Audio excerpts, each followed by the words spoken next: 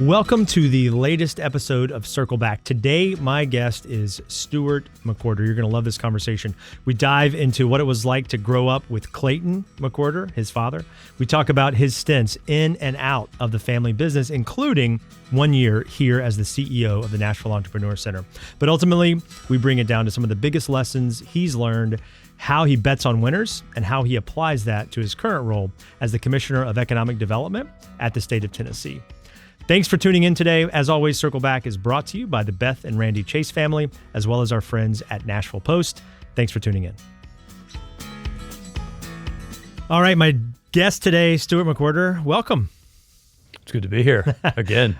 So look, we start kind of a similar way, but tell us, what was the first thing that you did that was entrepreneurial, or where you felt there's some entrepreneurial tendencies? What did that look like? How young? Well, it's great to be here, Sam. Thank you. You bet. Just real quick, we were just walking down here, Peabody, and just seeing, all these buildings. It's just changed how the landscape around the Entrepreneur Center changed. Yeah. And what it was 10 years ago when I was here.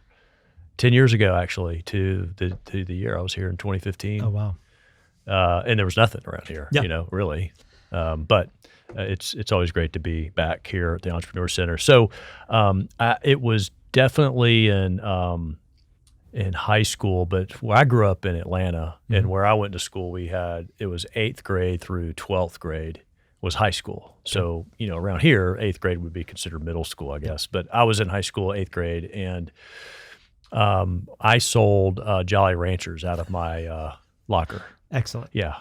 And at that particular time, I don't see them anymore, but what I sold weren't the little individually wrapped ones. It was the sticks. Oh, yeah. Those flat sticks. Yep. And there was one place, I grew up in Atlanta, just outside of Atlanta, and there was one store that sold them in a box. Okay. I mean, maybe others had them, but this was the one store that I knew of, and I was the only kid in school that had the sticks. And what? And I had a premium on those. Well, what was your margin on these? So it was probably 100% because my parents paid for it. I was going to say, your cost of goods, it was great. Your backers at the time. Yeah, it was great. But I mean, I had something unique. Yeah. And these, at that age, you couldn't drive. You know, and so you were the source. I was it. So what? You mentioned a unique product. Were there any other lessons, sales, marketing? At all, or was it just like, no. Let's call Stuart. We need to jump. I mean, I was the guy at the locker with the Jolly Rancher sticks, and no one around the perimeter of the high school had him. That was it. And was there anything either about that experience or just as you think about the high school, college, where you thought entrepreneurship? Like, did you know what you wanted to do, what you were going to be? Would there be any entrepreneurial plans for you at that point? No, actually. So. My dad, which I'm sure we'll talk about later, but he was in the hospital world and had a very successful career in hospital administration, and I kind of grew up around that. Even at that age, I didn't know what I wanted to do, but I knew he really liked what he did, and part of it was he had a lot of success financially, but more importantly, he was impacting other people, and he talked about it all the time. And so growing up, going through high school in particular, I thought, well, that's what I want to do. He likes what he does, and he enjoys it, and that's what I would like to try to do. And so I was sort of aimed at that through college, went to grad school specifically for hospital administration, and that's what I, up until I was about 24 or 5, thought that's what I was going to do. And when I got into it, I didn't like it. I mean, it wasn't what I thought it was going to be, and it just didn't fit my how I was wired. And really it was probably when we started Clayton Associates when I was exposed to what entrepreneurship really was and is, and how as investors we would engage and what role we would play in that. Because I wouldn't consider us entrepreneurs per se, but we were investing in entrepreneurs. Yeah. But in essence of creating a company, Clayton Associates, we were entrepreneurs. Yeah, of course. And so there a lot learned there, and neither one of us, Dad or myself, had any experience, true experience like starting companies, from scratch, because that's what we were doing. We were investing. We weren't starting them, but we were investing in them.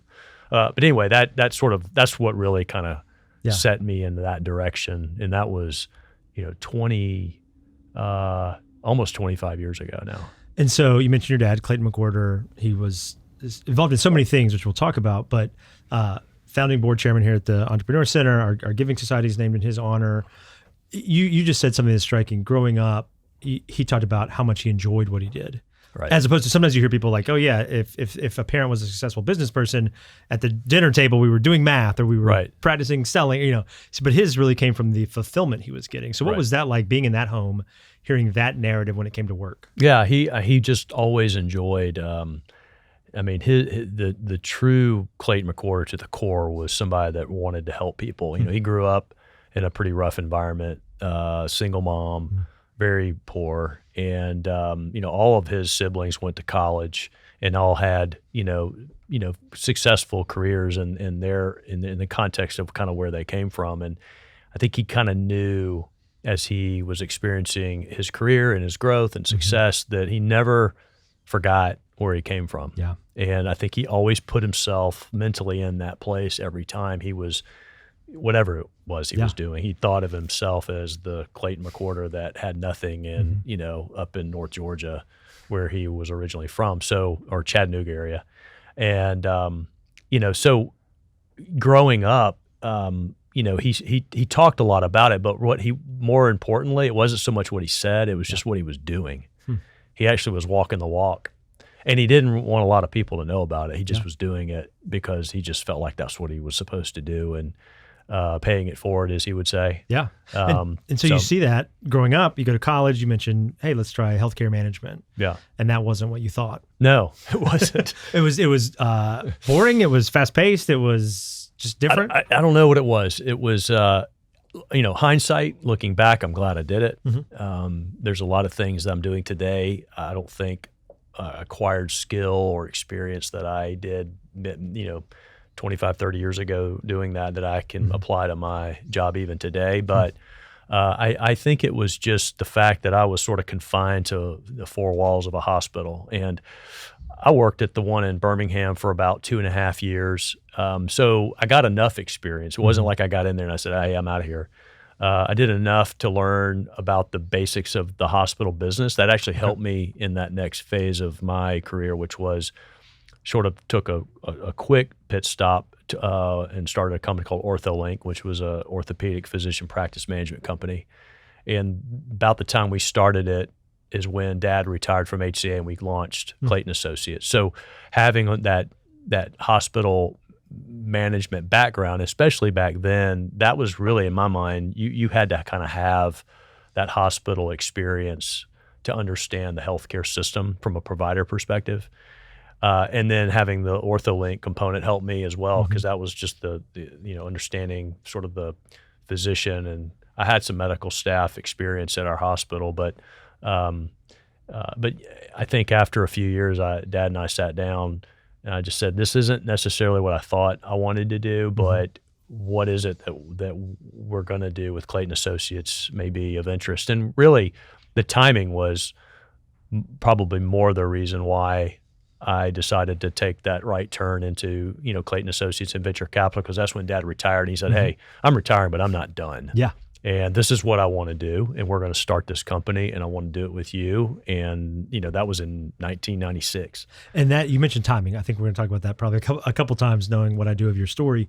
But the timing of that opportunity to do something with your dad, who clearly you admire, respect, love, and his timing of, I'm retiring, but I'm not done. Right. Talk to me a little bit about what you recall from then in the 90s of that opportunity. Seems like it was an easy decision. Right. And never look back. Right. Is what it sounds like too. Well, I go back to, he and I had a great relationship. A lot of respect for my dad, and he was my dad, but he was also a mentor of mine, and I admired him, highly respected him. And just to have the opportunity to do something, we thought, in fact, when I went to grad school into hospital administration, part of my mind, I was thinking, I'm going to go work with my dad. Health Trust at the time is where he was, or HCA, wherever. And he was like, you're not coming to work for me here. Not going to happen. Yeah. But when we started our own thing, he said, let's do this.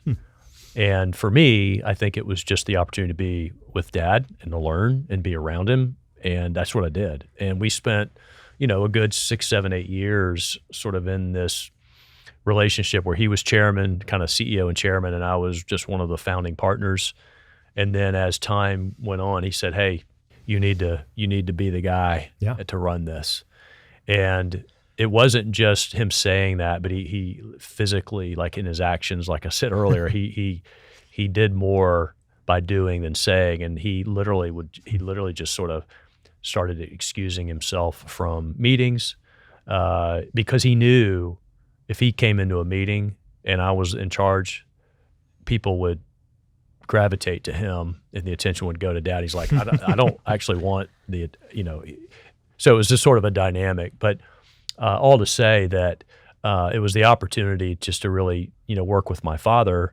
And, looking back on it, you think about a lot of the companies we invested in, and a lot of them, quite frankly, didn't really turn out well. But we had some companies that are still around today. Awesome. That I reflect on the conversations the day they walked in. That one founder and said, "Hey, I want to start this company," and you see those logos up on buildings still in Nashville. Is a rewarding. It's really not so much from my perspective, but I think about the footprints and the handprints that my dad left behind. You see, brands like that still surviving because, he had a vision, or he had the belief in a CEO who he felt could execute and have success in, not only starting, but scaling a business for success. And what did you learn about the work itself? The idea of looking at a pitch or meeting a founder, especially early on, when this was sort of a new field for you, even though you've got the healthcare background at that point, and you get to found this, you're managing partner. How good did you get? How long did it take? What were even some missteps or learnings from those very early days of getting those pitches? So, this is what I think where I probably inherited a lot of my dad's traits. We were both had the ability to just assess people. He knew them. He knew a lot of folks, of course, from just prior experiences. For me, I was meeting a lot of these entrepreneurs and executives for the first time. But, and I go back to my experience in the hospital. One of the things that I did was I was working with our medical staff, and my boss at the time, he had an accounting background, and he realized real quickly in meetings with doctors, he's like, "Hey, Stuart, I need you to go to all of the meetings I have with the physicians because you have the ability to assess the room and the personalities. You're picking up on cues that I can't see it. Wow. As an accountant, I don't see it." And so I guess I was naturally gifted with something that allows where somebody says your antenna goes way up and see. And Dad has that. He had that too. One of the interesting things when we started the business, we're like, wait a minute, none of us are very good at like actually doing the due diligence and getting the financials and breaking those down. We can do it to a certain degree, but we actually need to bring some expertise in. And we hired a guy named Chris Kyriopoulos. I don't know if you know Chris, but he's here in town, and he was with J.C. Bradford and was an analyst and decided to get out of that world, and he joined us, and he was kind of our guy to break all the numbers down and run all the diligence and forecasting. And so that helped complement what was missing from our perspective. But I guess to your question is there was an inherent talent that we had, but we had to learn the business. Even though we brought Chris on, we still had to learn the very nuances of the business and the investments that we were making. Thankfully, when we started Clayton Associates, we started it with our own money. We were not going to raise a dime from anybody until we kind of had this under our belt. And thankfully, we were able to do that and had success along the way and help others diversify and invest with us.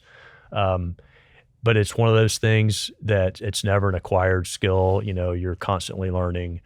The business itself changes. The financial markets change.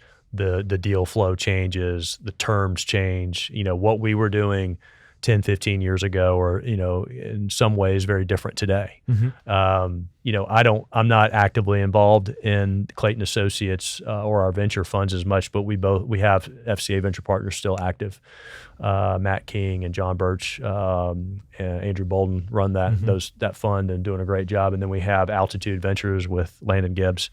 And so, they have complemented each other, where FCA is doing more of the venture growth, and Altitude started out earlier in early stage, and it's sort of now moving up the venture growth scale as well, but still very active, but I'm certainly not as anymore. Yeah. And walk us through the time frame there. Because again, getting it started, and then to your dad's point of like putting you more in the mix as you're gaining experience. What was that time frame? What years are we talking about? How long? And then was there a point where you were like, this is it, I found my career forever, this is what I'm gonna do forever? Yeah, it was, it was a slow acquisition for me. Right. I would say, we started in 96. Okay. We raised our first fund in 1998. Okay. We did a series of funds. I was involved with Fund 1, 2, 3, and 4. Matt King came in on Fund 4, and he sort of took over with 5 and beyond. And as you know, I mean, these are long-term funds, and as soon as you're, get to a certain percentage of that one fund you're investing out of, you need to start thinking about the next fund. So it was just constantly investing dollars, raising dollars, investing dollars, and raising dollars. I believe that, really where I started out, in the early stages of it, just being more or less a sponge and just learning and hearing what was going on, took more of the role of sort of the investor relations side and working closely with our limited partners. We had some institutional investors, but most of our investors were high net worth. So, my role was really to make sure that we were communicating and dealing with their money in a way that was, they understood that we were taking seriously investing their dollars. Interestingly, one of the companies that we started, again, this was a great entrepreneurial story. An individual comes to us and says, I got an idea where I'm working right now. They don't want to do it, so I'm going to do it. And we started the business with him. We started it. It was going really well, had a nice little run going, and he suddenly passed away. And that was in 2008. So, we were 10, 12 years into our business, and he passed away, and we owned a majority of the business. And so I decided, because it was so abrupt, I stepped away from Clayton Associates, I was chairman of the board, stepped into the CEO role, and sort of spent a couple of years helping get that business and continue it as it was doing, brought in a new management team, and then I stepped out back to Clayton Associates and was back in that role. And then, of course, the opportunity to come here. And that was in 2014, late 2014, early 15, I think. And was here doing great, just had got everything kind of, my feet, firmly planted here, and Dad got sick and passed away. And so I went back to the firm. So I'm telling you all that because I had, moments in time at Clayton Associates where just when you think you're humming along, an unexpected event happens with one of your portfolio CEOs. I step in, come back, opportunity to come here just sort of appears. What a great opportunity. And it was. And then Dad gets sick, and not only gets sick, he passes away pretty quickly, and I had to go back. And so that's about the time for me when it started to fade, my passion for it and interest to stay involved on the venture side. Because one of the things that I told my dad when he was, when he wasn't well and we knew he likely wasn't going to, make it, I just told him, I said, hey, I'm done. You and I did this together. And if there's another version of this down the road that I do with my kids or my boys, that'll be our thing. But you and I had our thing, and it was sort of a nice way to have a closure on that and not worry about what that looks like going forward. And not too long after that, a year or two after, is when Bill Lee, who decided he wanted to run for governor, and then all of a sudden that happened. And that's a whole other thing. But it was during those times. You're plugging along pretty good, and these life things happen. And naturally, as a result of some of those things, I just sort of found myself looking back in the rear mirror on a lot of what we did with Clayton Associates. And there's, again, this theme of timing of you couldn't have predicted it, wouldn't have wanted to predict it, but the chance in 2008, like you mentioned, portfolio company has a need. You step in to go into that just a little bit. What did you learn? What did you gain from stepping into that leadership role? Obviously, it was what was needed. Right. What were you scared of at the point, or nervous about? Can I do this? Should I do this? What were some of those thoughts in order to, I'll say, take advantage? I hate to use that given the circumstances, sure, but just to make sure, for continuity's sake, your investment, but also there's a team there, there's customers there, there's so many things you care about. Now, I think continuity, you said the word, continuity was key. It was a very unfortunate situation of this CEO, founder, passing away, and a lot of the members of the management team just weren't sure. There wasn't really a succession plan in place. At the time he passed away, he was in his mid-40s, had a whole life ahead of him, and so I was a known entity. I was chairman. We were the majority shareholder, and the main thing for me was to say, "Hey guys, this is hard. It's tragic." And we deserve to mourn, but we also need to know that we're not going anywhere. This business is going to be okay. Mm-hmm. And so we had to spend some time through that. Ultimately, I found the people that needed to come in and actually manage the business and scale it. Yeah. I wasn't that. I was literally the person to come in and just sort of say it's going to be okay. Yeah. But I was there I did it for about 1.5 years, 2 years. It took some time, and it took me time to get the right people in place to grow the business. We ultimately sold it in 2016, I believe. Okay. But I think for me, it was my first time really truly running a business. We had about 300 employees. Oh, wow. I don't know, we were doing probably 10, 12 million in revenue. And it was a good business, good margin business, complicated healthcare, kind of a very complicated healthcare receivables and recovery type business. But I think for me, it was really just the people I already knew. I already had the main folks in place, and it was just empowering them to continue, to do the work that they were doing. And that was really the best role for me to play in that particular situation. And then so you hop back into the firm, and then the EC calls. And so what was that call like? Obviously you were aware of it. You were, around when it got its start. What was intriguing about the opportunity for you back then? Well, it was, credit Michael Burcham for, really taking on the opportunity to start this and grow this to what it was at the time.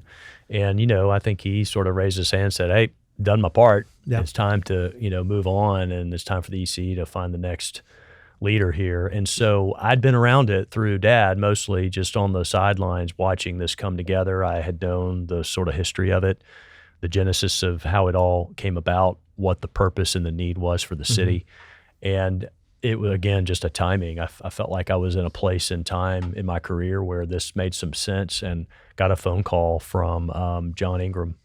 And he asked if this was something that, might be of interest. Interestingly, what also prompted that call was I was also in conversation with Bill Haslam when he had just gotten elected about being involved with economic development with the state. Yeah. And at that particular time, Bill Haggerty was the commissioner, and that just didn't really pan out for me or for them.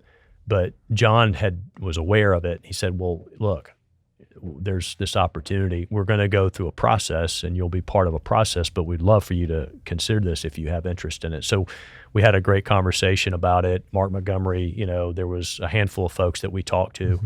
And it was one of the greatest opportunities, that I've had in my career. And to come here, the people, Clark was around, and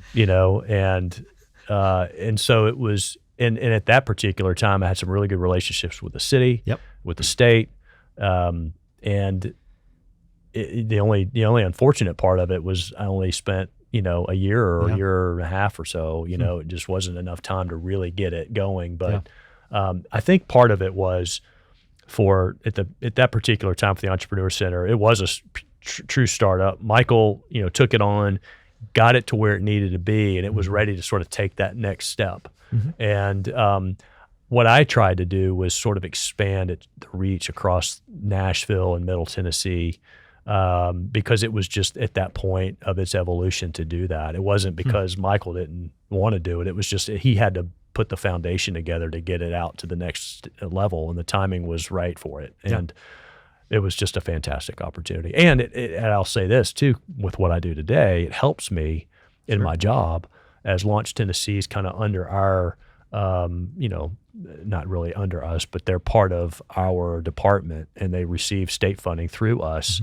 And so I'm on the board, and I see and understand and hear what's going on. It's changed quite a bit since then, but it gives me a perspective, and having lived in this building for a while, understanding sort of what the real mechanics are and the value it brings to a community is key to, my job, and I'm very thankful for it. And so the in my head, I'm going back and forth between two words: opportunity and responsibility. Yeah. And you strike me as someone in both of these situations where you had two tragedies where someone say, "Oh, then you had the opportunity. You had the opportunity to run the portfolio company. You had the opportunity to go back to Clayton Associates after this stint here at the EC." Some of what it sounds like is you had the responsibility. I don't know if you felt like that. Of if not me, who? Right. And so walking into each of those opportunities, was there a responsibility that you also carried, and what kind of commitments do you think came with it? Yeah, I mean, a lot of responsibility. I think I just by nature of who I am, I put a lot of that on me. I think it's expected in a way. I expect it of myself. I think it's just my calling, and gifting. But I also, for me, I have found that these opportunities in my career are also opportunities for me to grow. And I'm just not somebody that's going to sit in one place very long and let the grass grow. I will move around, and I get introduced at these things sometimes as commissioner, and they'll often read my resume. I'm like, you just stop, because it's you've gotten through the second job I've had, and you've got 5 more to mention. It's like people don't think this guy has no life. He just wants to job hop.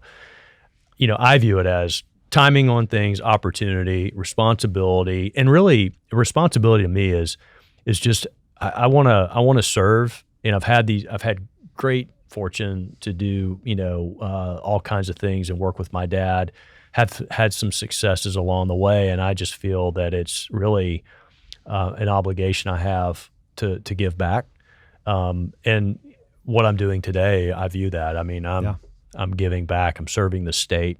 It's a phenomenal opportunity that the governor's given me with a great brand, that has so many entrepreneurial, foundational underlinings to everything. It's across the entire state. I mean, this state is an entrepreneurial state, if you think about the founding and how it all kind of came about, but just playing the role that I get to play, I view as this is truly, a way for me to give back. And that I feel is just my innate responsibility to do so. Yeah. And so, the opportunity, the responsibility to go back to Clayton Associates after your time here at the EC, then what happens to where you end up in the seat you're in today? Well, so we had our offices. We started Clayton Associates over by HCA, and we moved out to Cool Springs, probably in '98 or '9, and we had a campus called Dover Center that we actually built and created. We had a lot of our portfolio companies over there. It was great. We could literally walk around the campus and visit 12 companies. What a great way to travel. Yeah. But around the corner was Lee Company. And as I was getting involved in the Franklin, Cool Springs business community, I found myself in the room with a guy named Bill Lee a lot. And we just developed this relationship. And around the time, he had just lost his wife, unfortunately, to a tragic horse accident. And there was just something about the guy that I liked, and we had a lot of common interests. So we developed a relationship, and then fast forward, he starts talking about wanting to run for governor. And this was probably I remember meeting here at the Entrepreneur Center. He came down here to visit with me, and he says, "I'm thinking about doing this." And this was in 2015. Yeah. So what did you say at that point? I was like, "Why? You've got this family business. Yeah. I mean, why?" And of course, he had a great answer for it. And he and I are very similar in that regard. I mean, he felt it was a calling, to serve the state. And so that was the time Dad passed away. I sort of was thinking, okay, we have these investments, but I'm not doing this day to day anymore. Mm-hmm. Didn't know what I was going to do, but that wasn't it. And he asked me to serve as his finance chair for his campaign. I first said no. I didn't think I was the person that could do that, but ultimately I said yes. And so I did that. He wins the primary. Obviously not a lot of folks, at least the pundits and some of the polls didn't think he would, but he did. And he said, hey, come do this with me. And I'd love to have you with me. And it was just sort of like, of course. I mean, I don't have to, the timing of that for me professionally was sort of at a place where I could say, yeah, and not even really think about what that looks like for me. And was that a commitment to a friend? Was that a commitment to the state? Both? Was it something else? It was really both. I mean, Okay. what an opportunity. I wasn't anchored to any sort of job that would require me to just say, I can't do this, or it's going to take me a while to undo some things. I just happened to be, it happened to be undone. Yeah. And it was a commitment to a friend and somebody who I obviously deeply believed was running for the right reasons and wanted to serve for the right reasons, and thinking, I want to be a part of this. And so I went in as the first job that he asked me to do was the Commissioner of Finance and Administration, which basically is over the budget. Yep. You're the CFO of the state, which when he asked me to do that, I wasn't sure if that was again, I was like, I don't know, Governor, if I'm the guy for that. But he said, I need you down the hall from me. And, there's a lot going on, and I just need somebody that I know that can handle that part. Yep. And so I go from hospital administration to venture capital, taking a few little detours here and there. All of a sudden, now I'm a state employee. Right. It's in the plans all along. Yeah. Yeah. But, I think that, I did that for 2 budget cycles. During COVID, I left. I actually led our COVID response group that we created as a result of COVID, and stepped out, got involved in a couple startups again as an investor. And got the call, Bobby Roth, who was the commissioner before me, decided it was time for him to hang up his cleats. And I get the governor calls. Actually, Bobby called me first and said, you need to come do this. And later the governor said, I need you back. Yeah. So here I am. And what about this current role has been either a couple different lessons, and I do want to focus on how you view entrepreneurship. You mentioned the state seems to be sort of naturally adept at it, or has some advantages other states don't have.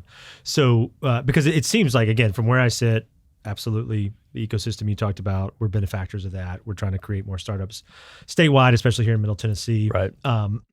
And so why is the state so bullish on entrepreneurship, and what has been some of the fun stuff? Because obviously you also have a job where you're recruiting existing companies, large companies that matter to state economics too. That's right. But so how do you balance those two, and how has the state been good at that mix?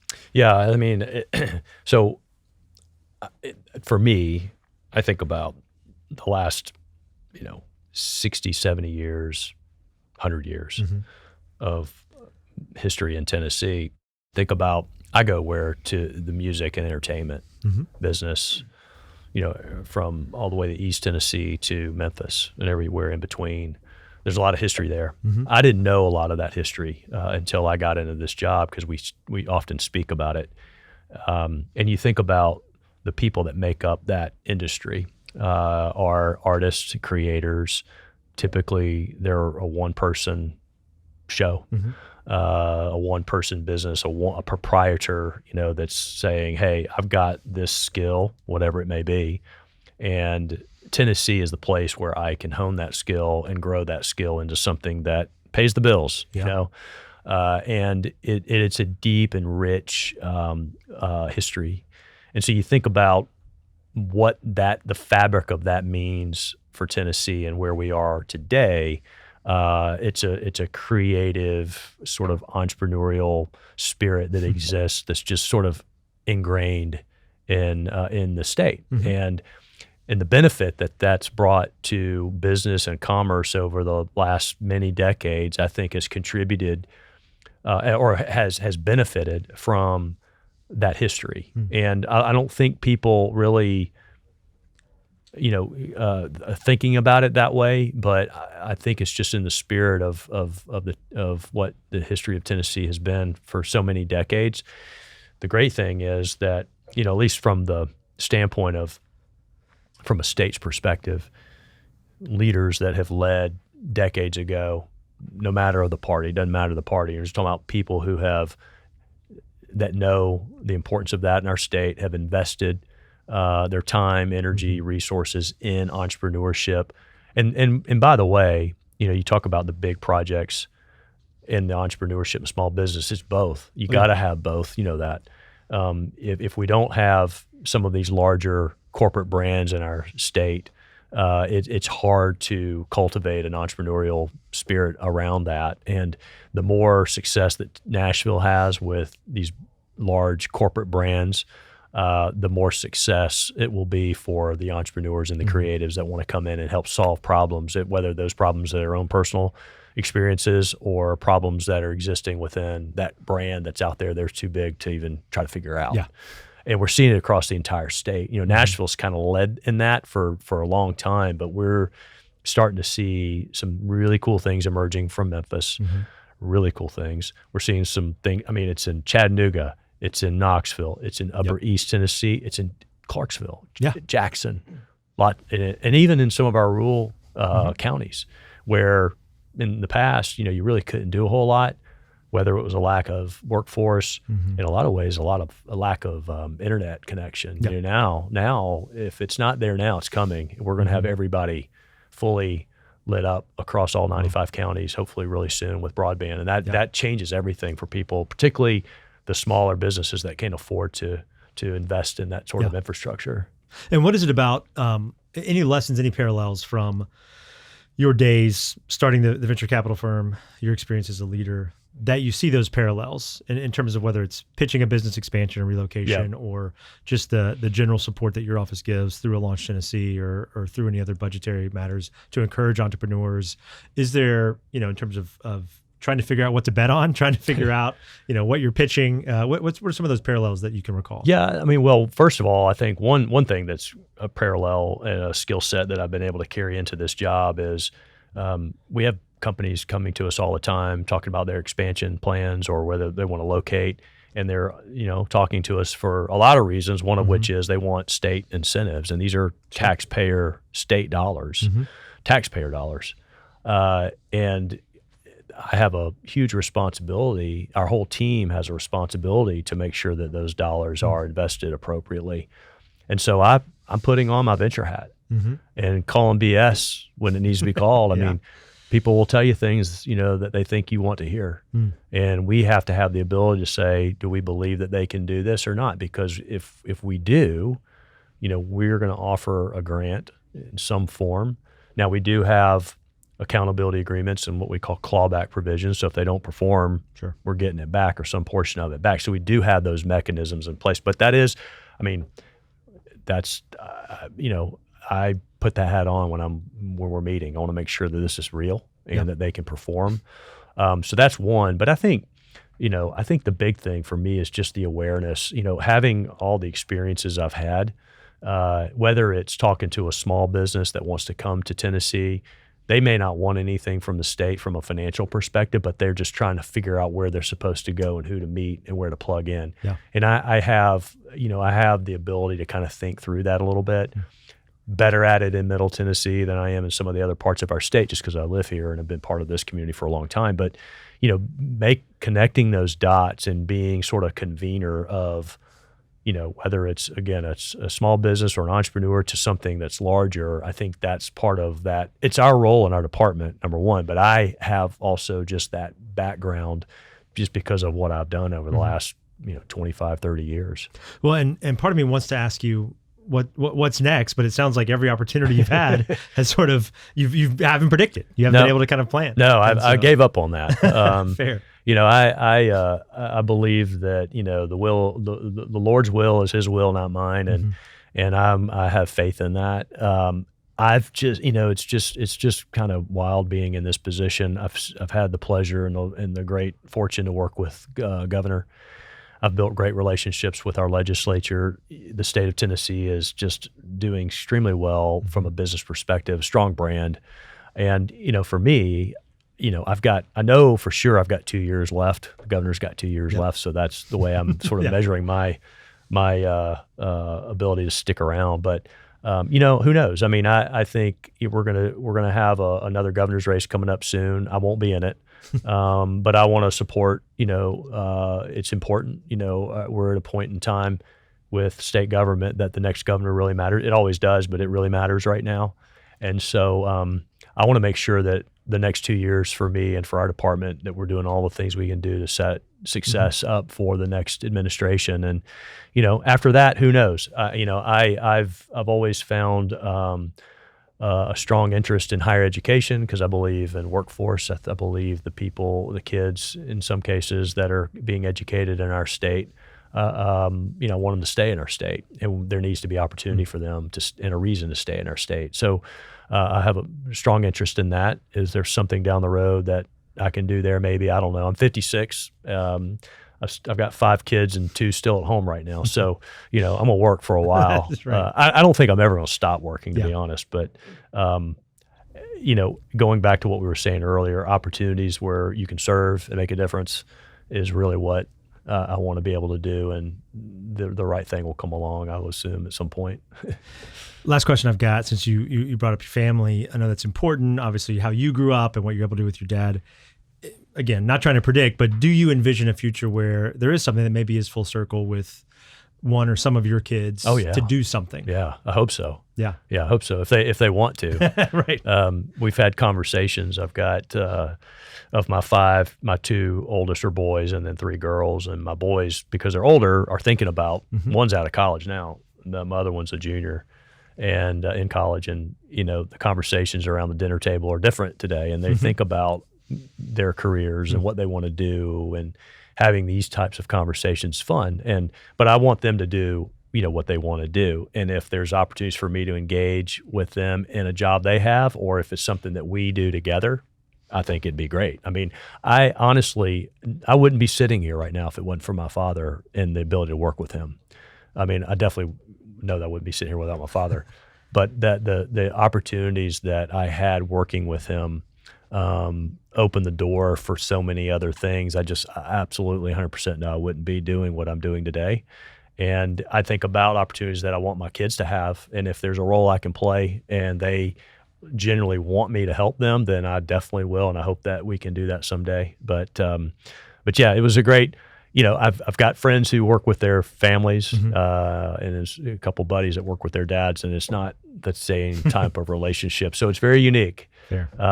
But I was fortunate, to obviously have that. And Dad had a great network of people in town, and a lot of people admired him. And to be his son, and to have not only be his son, but to be his partner in business was, a phenomenal opportunity for me. Great note to end on. Stuart, thanks for your time today. That was great. I appreciate the time. Yeah, thanks. Thank you for tuning in today. I hope you enjoyed that episode with Stuart McWhorter, especially how he cornered the Jolly Rancher market in 8th grade. As always, these episodes are brought to you by the Beth and Randy Chase family and the Nashville Post. Please rate and review and share wherever you listen to podcasts. Thanks.